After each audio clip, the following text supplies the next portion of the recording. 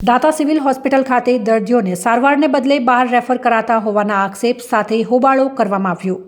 નાની મોટી બીમારી, ડ્રેસિંગ વગેરે જેવી સામાન્ય સારવાર માટે પણ પાલનપુર રેફર કરાતા હોવાના આક્ષેપ લગાયા।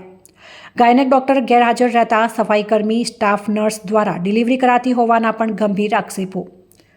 બનાસકાંઠા જિલ્લાના તાલુકા મથક દાતા ખાતે આવેલ સિવિલ હોસ્પિટલ ખાતે આજરોજ ગ્રામ્યજનો દ્વારા તાળાબંધી કરવા માટે સિવિલ હોસ્પિટલ ખાતે ઘેરાવો કર્યો હતો। દાતા એ તાલુકા મથક છે અને આસપાસના નાના મોટા ગામડાઓમાં મુખ્યત્વે આદિવાસી પ્રજાની વસ્તી માટે મુખ્ય મથક છે। ત્યારે સરકાર દ્વારા લોકોને સારવાર મળે તે માટે સરકારી સિવિલ હોસ્પિટલ દાતા ખાતે વિવિધ ફેકલ્ટીના ડોક્ટરોની નિમણૂક કરાઈ છે। તેમ છતાં ગ્રામ્યજનો અને આસપાસના લોકોને સારવાર માટે પાલનપુર જવા મજબૂર બન્યા છે। અમારા છેવાડાના ગામમાંથી આવતા વનબંધુઓ માટે કોઈ જાતની સુવિધા અહીંયા ઉપલબ્ધ નથી, જેવી કે ગાયનેક ડૉક્ટર જે બિલકુલ હાજર રહેતા નથી, રજા પર ઉતરી જાય છે વારંવાર। રાત્રે ઓપીડી હોય અથવા ગાયનેક પેશન્ટનું ઓપરેશન કરવાનું હોય તો પાલનપુર રિફર કરી દેવાનું, નોર્મલ ડિલિવરી કરાવવાની એ નર્સિંગ સ્ટાફ અને અહીંયા રાખેલો સ્ટાફ જે કરતો હોય, જે કોન્ટ્રાક્ટ બેઝ પર સફાઈવાળા બેન હોય છે એ કરતા હોય છે। એના સિવાય ગાયનેક પેશન્ટ અહીં મેડિકલ સુપરિન્ટેન્ડન્ટ છે ગાયનેક, જે અહીંયા રાતના બી મેં ક્વાર્ટરમાં જઈને દેખેલું એક જાગૃત નાગરિક તરીકે, તો બી હાજર નહોતા। બધા ક્વાર્ટરમાં રાતના ફરેલો, એક પણ ડૉક્ટર હાજર નહોતા। એમાં મોદી સાહેબ હતા, પોતે સૂઈ ગયેલા હતા। એના સિવાય કોઈ ડૉક્ટર હાજર હતા નહીં, એક નર્સિંગ સ્ટાફ હતો।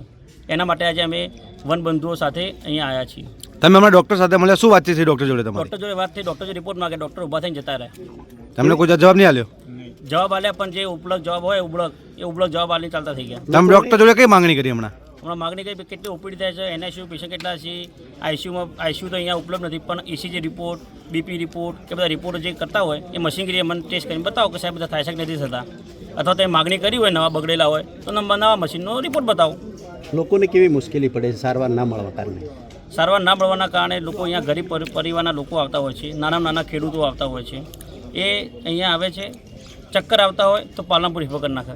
પાલનપુર જાય તો મામૂલી 1000 રૂપિયા ખર્ચો થાય, ગાડી ભાડું નહીં, 108 અહીંયા છોડીને જતા રહે છે। એના સિવાય અહીંયા આવતા હોય કોઈ પગે કોલાડી વાગી હોય લાકડા કાપતા, તો કુવાડી વાગી હોય તો કોઈ ઓપરેશન કરતા નથી, ડ્રેસિંગ કરતા નથી અને સીધા પાલનપુર રિફર કરી દે છે। અહીંયા કોઈ પેશન્ટને એડમિટ રાખતા નથી, એના માટે અમે આજે આવ્યા। માગણી શું છે તમારી પાસે? માગણી છે કે દાંતા સિવિલ હોસ્પિટલમાં જે આવતી સુવિધાઓ હોય એ એક અઠવાડિયાની અંદર ચાલુ થાય, એના માટે અમે ભેગા થયા છીએ। દાતાના એક સ્થાનિક જાગૃત નાગરિક દ્વારા આક્ષેપ કરાયા છે કે દાતા સિવિલ હોસ્પિટલ ખાતે વનબંધુઓ અને ગ્રામ્યજનો કોઈ નાની મોટી બીમારી માટે આવે તો તેમને યોગ્ય સારવાર મળતી નથી, તેમજ ડૉક્ટરો પણ હાજર રહેતા નથી। જ્યારે રાત્રિના સમયે કોઈ ડિલિવરી કેસ આવે તો તે સમયે પણ ગાયનેક કે સર્જન હાજર હોતા નથી। ત્યારે કોન્ટ્રાક્ટ બેઝ નર્સિંગ સ્ટાફ અને સફાઈ કર્મચારી બહેનો કે વોર્ડ બોય દ્વારા ડિલિવરી કરાવાય છે। તે સિવાય કોઈ નાની મોટી બીમારી, અકસ્માત કે ડ્રેસિંગ કરવાનું હોય તેવા કિસ્સામાં પણ સ્ટાફ દ્વારા યોગ્ય સારવાર આપવામાં આવતી નથી। શું તકલીફ છે તમારે? તમે દવાખાને આવ્યા છો? દોતા તાલુકાની અંદર આદિવાસી વસ્તી વધારે છે અને અભણ અજ્ઞાનતા વધારે છે। દોતા સિવિલ અંદર આવે એટલે લોકો અને ડૉક્ટર એવું સામાન્ય બીમારી છે તો રિફર કરી દે કે પાલનપુર જતા રહો, અને અમુક જગ્યાએ એવું બને કે પ્રાઇવેટ દવાખાને હોયથી ને મોકલી દે, એટલે આ લોકો કને ભાડું ભથ્થું કે આવું કોઈ વસ્તુ હતી નહીં અને ગરીબ પ્રજા છે એટલે ખૂબ દુઃખી થાય।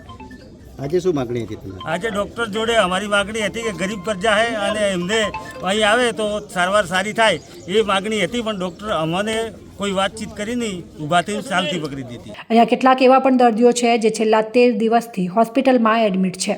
પગનું ઓપરેશન કરાવવામાં આવ્યું છે, તેમ છતાં ડૉક્ટર દ્વારા તે દર્દીને 13 દિવસમાં માત્ર 2 વખત જ વિઝિટ કરે છે।